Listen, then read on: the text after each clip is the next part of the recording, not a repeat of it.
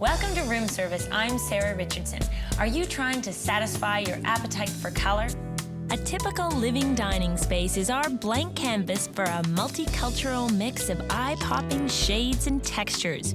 With inspiration coming from exotic fabrics, we'll also tap into the art of designing woven rugs and, as a finishing touch, celebrate the simple beauty of orchids. We're creating our very own jewel tone salon, and it's only on Room Service.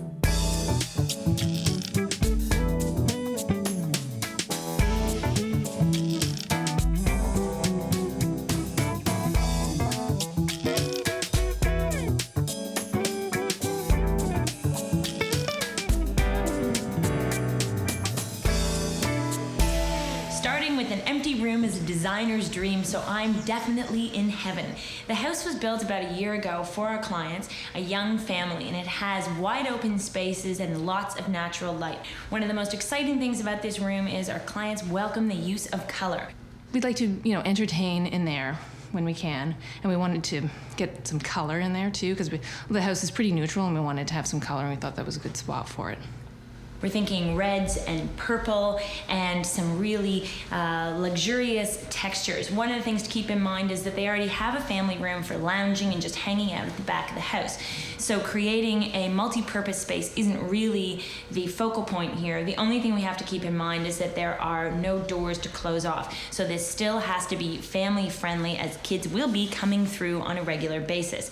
Now, what I'm thinking about as far as furniture placement goes is keeping the lines on the furniture clean and tailored. We've got French provincial furniture mixed with contemporary in the dining room, and I really like the way that's all coming together. The dining room table may prove to be a little bit on the small side, so we'll have to deal with that. A rug would warm it up, and definitely some drapes. As far as the living room goes, I'm thinking a pair of chairs to go in between the dining room and the living room so that you can still walk in between and you have enough room to move around.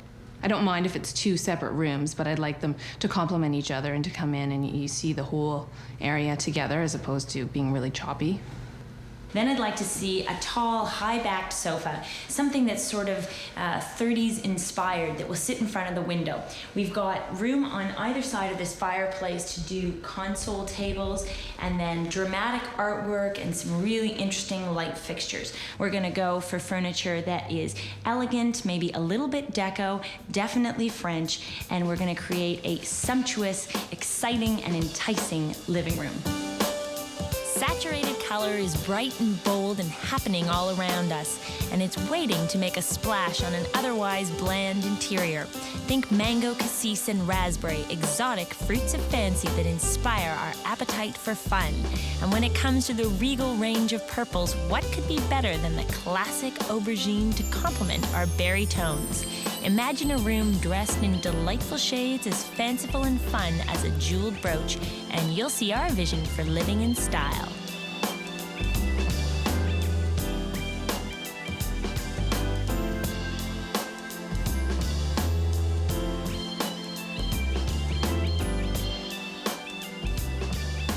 I think that's an interesting thing.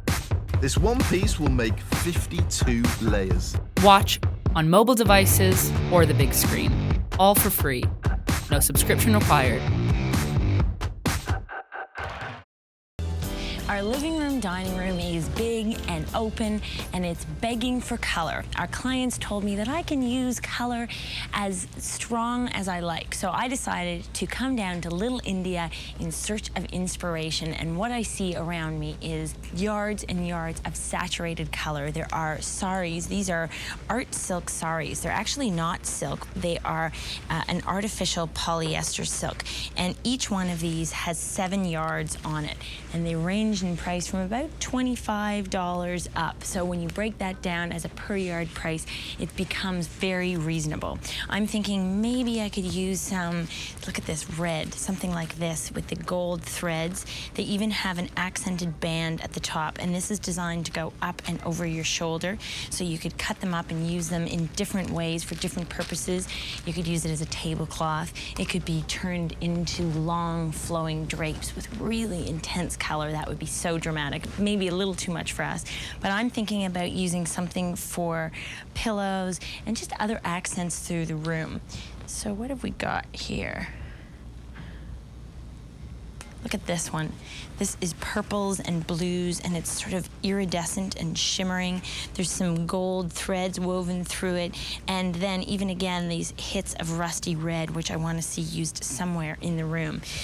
I think I might have to check this one out. It's interesting, though, that they're not silk. Now, there's silk that's sold by the yard. That's only in solid colors, and it's quite lightweight and filmy. And there's even some real silk ones over here. All of these are real silk? Yeah, this is all. And is this the type of thing that you'd use for, would you wear this for every day, or would this just be something? No, this is for like a special occasion, like for wedding, parties, and things like that. And what about the beaded ones? When would you wear those? Are they, again, special occasion? Well, yeah, it depends. If it is a very heavy sari, then it's for wedding or parties. And Okay. sometimes we wear like evening wear. Right? Yeah. So would this be, I found this one, and I love Yeah. these colors. What would this be? This would be sort of more evening?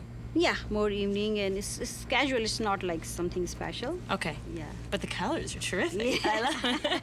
Now, these are all the greens and the oranges. Is this sort of traditional colors for the more formal Well, ones? yes. Some of the, like in communities, they wear this color in wedding. Oh, I see. And there is in our wedding, there is a henna ceremony. Okay. So they wear this color, green The color, orange and the both green color, during the yeah. henna ceremony. Yeah. Okay. And what about this? I think this one. This is just- wedding sari. This is wedding sari. So this is something, this would be worn by the bride? Yes. Oh, it's beautiful. This is a wedding sari. Look at that. A little rich for my budget today. I think I'll stick with this one. Thanks very much. Yeah. Coming up on Room Service, we see how color and texture come together, and high-tech meets tradition in the design of Tibetan woven rugs.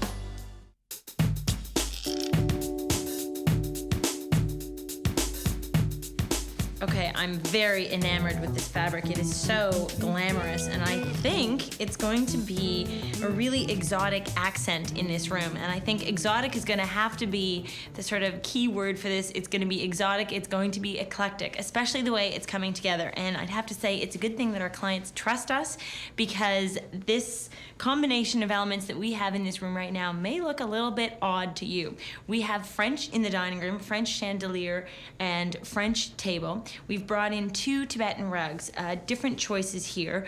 One in the living room has a softer palette. It's definitely graphic still, but not quite as playful and bold as the one in the dining room. The one thing that both of these carpets add is a lot of softness to the room, which is terrific because it is such a big space. We've brought in a pair of tables on either side. Now, I had these custom made, and they're 36 inches wide and they're 30 inches tall, and they're made of an antique brass. We've chosen lights that complement them, and these are made of resin, and they're just a chunky square base in a sort of vanilla color that accents the wall. And when you see this room, you start seeing the play of the carpet, the wall color, the lights, and the drapes all together. The drapes are spectacular. I just love the color. We chose to go with a tone-on-tone stripe in a Dupioni silk, again in the sort of Dijon shades with a hint more gold. So we're really going with some graphic elements. We're also mixing different eras. We've got a really modern contemporary table here, and then I found a pair of cocktail tables, and these are sort of deco era, and they also have a brass base on them, and then they have a marble top. I'm not sure whether we'll keep the tables in the end with this marble or whether we might replace it with a wooden top instead. We'll have to figure that out. We've got a bench that's come in here. I said that I wanted to go with bold color, so here's the purple that picks up this color in the sari, and I've got some pillows here in a really rich gold color. So we're going for color. We're not through with our color yet, and we're certainly not through with our experimentation of mixing eras and styles for dramatic effect.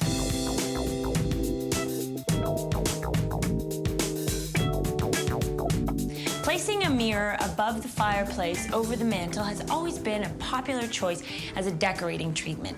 But here's something you might want to consider if you're thinking about doing it in your home. Check the height of the mantel and see what the reflection is in the mirror before you go ahead and purchase it. You might want to bring in a mirror from another area of the house. And here's why. Sometimes you get a beautiful vista. It brings in a view of the outdoors. Other times you end up strictly seeing the ceiling and the molding, which is less than ideal in my opinion. So here's something you might want to consider instead.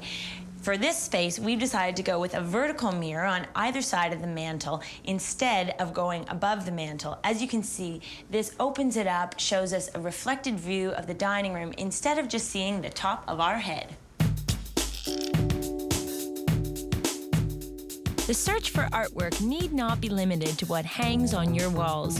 Brothers Alan and Michael Purvakiel strive to create modern masterpieces that are soft underfoot. We met with Alan to find out about some of his latest designs.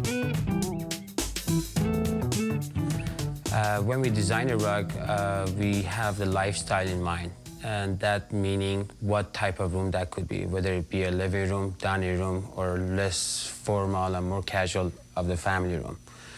And I'll keep the elements that is important in each room. For instance, if it's a living room rug, the scale should be a bit bigger and a bit more relaxed versus a dining room carpet, which we could get away with more design and colors. If a customer is looking for a rug, one of the very first things I would ask them is the type and the color of the floor. And that's something that a lot of people overlook. Because floor acts as a background to the rug, so imagine framing your art. So we have to really pay attention or know what type of floor do you have.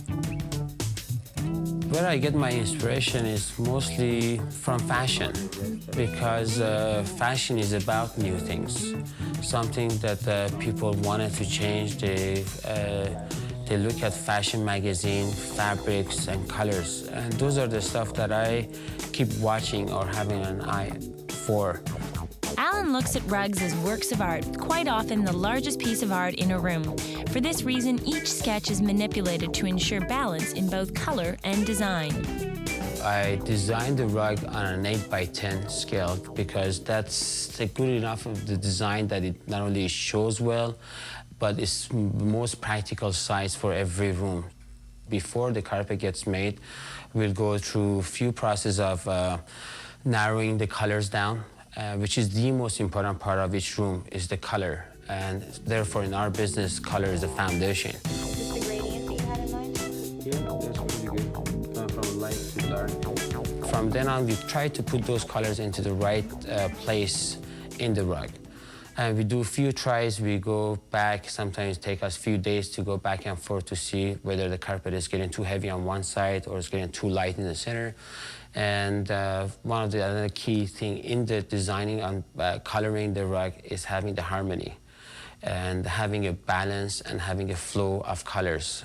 And sometimes I start from a center out. And once you look back, your eyes should not go to any specific part of the rug. We would be able to look at the whole rug as the way you would look in a painting and just try to capture something that it hasn't been done before. Next on room service, the simple beauty of potted orchids as the focal point for dining.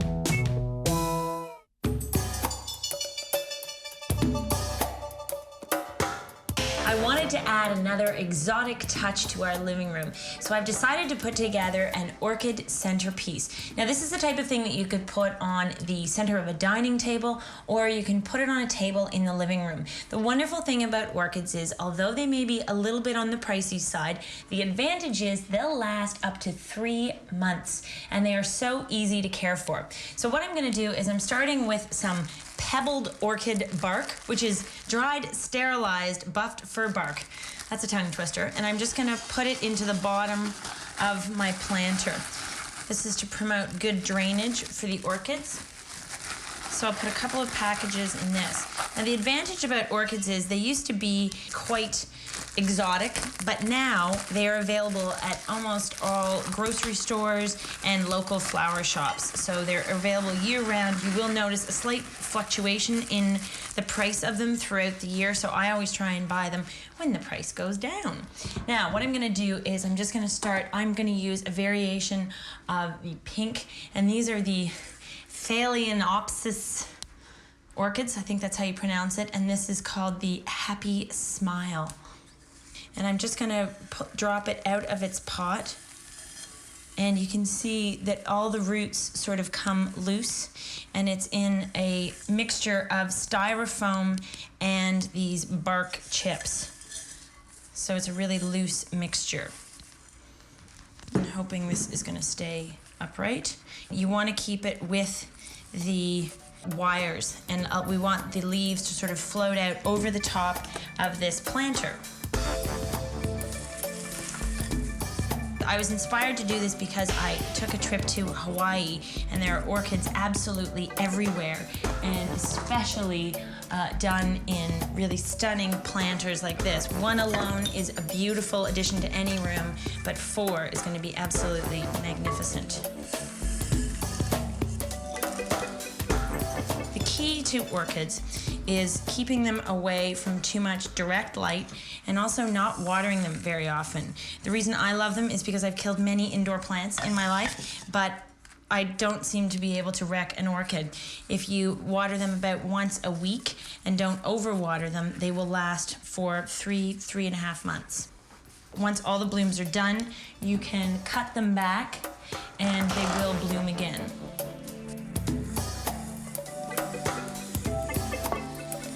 And then I'm going to fill in with some more of the bark.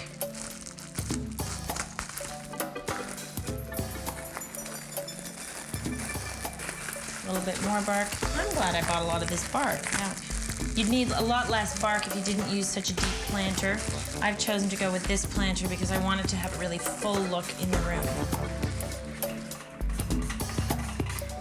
Now that I've got all my plants in place and covered with the bark, I'm going to add a bit of decorative moss. Now this is called sheet moss. You can also get Spanish moss, which is the more wiry stuff. And I'm just going to tuck it in and around for a sort of more lush look. If you want it to be a bit more rustic looking, you can keep just leave it at the bark stage, or you can choose to add the moss. My moss is all twisted around.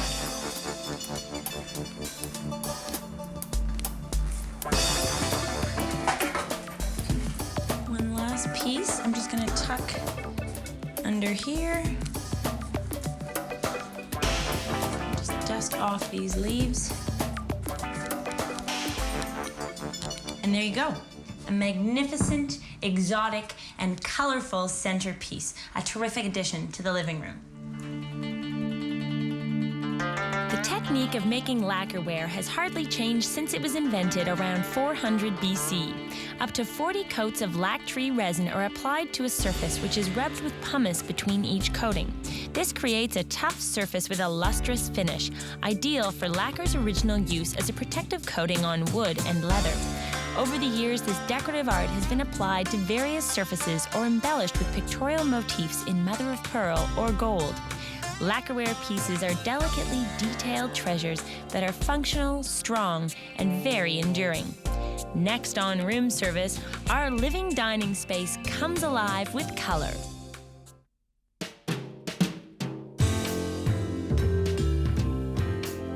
If you think my use of color in this room is surprising, well, that makes 2 of us. I have to admit, I'm a little bit shocked at how many bold colors I've used in this room and on what scale I've used them.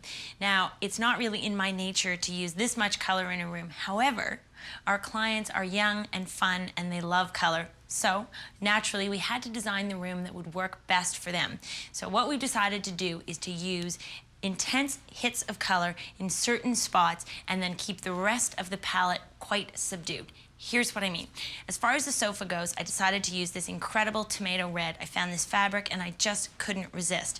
This is a custom sofa that I designed, and it's sort of a modern take on a more traditional piece. I like to think of it as being sort of like a really updated wing chair in some ways. It's not very deep and it only has 1 single seat cushion, but it's still incredibly comfortable because we've put our intense, regal, purple velvet diamond tufted bench right in front of it, so you can sit down and you can rest your feet on this bench, and it makes it feel much deeper. I love the red and the purple together. I love that. That's the first thing I see when I come in, and it really it stands out, and I just love the way that looks together. As far as accessories go on the sofa, I decided to go with a couple of different fabrics. For lumbar support, I've used these long cushions, and they're 15 by 22 inches, and they're covered in a fabric which makes me think of Coco Chanel. It's a diamond quilted silk in a really intense, almost like a goldenrod color. Then, of course, here's my sari fabric that I bought when I was out shopping in Little India, and I love the way it sets off this bench and even the carpet and all of the accessories throughout the room. It's a real eye-popping hit when you first walk in. Now, on the other side of the room, we introduced 2 other chairs, and these sort of act as a divider between the living room and the dining room.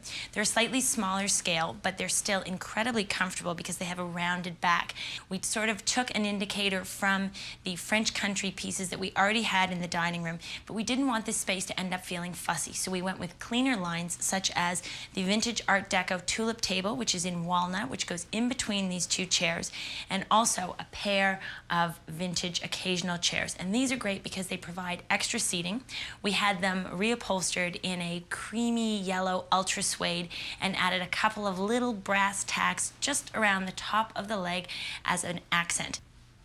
As you can see now, the tables, the little cocktail tables that we had before, which had marble tops, I've removed the marble and gone just with a black lacquer finish on the top. And we decided that they were great when used as nesting tables underneath these more modern console tables that flank either side of the fireplace. You can see that our mirrors are hung, our lamps are dressed, they create beautiful reflections and help to open up the room. They also give a little bit of extra sparkle, and they don't compete with the piece of artwork that we've introduced above the mantel. As for the dining room, just a few simple touches were needed to finish it off. So we've got our playful, colorful, square patterned carpet. I've used a last bit of the sari fabric to make a table runner, and we've introduced some artwork on the wall and some accessories, all in our shades of red and intense sort of amethyst and gold. The color scheme is great. I mean, we wanted some color, and we've got color, but it's subtle too, which is what we were looking for. But it's really warm too, and we're really happy with it. And the best part about this house is it's fun, it's playful, yet it's sophisticated at the same time. I'm Sarah Richardson, and I hope you'll join me next time on Room Service.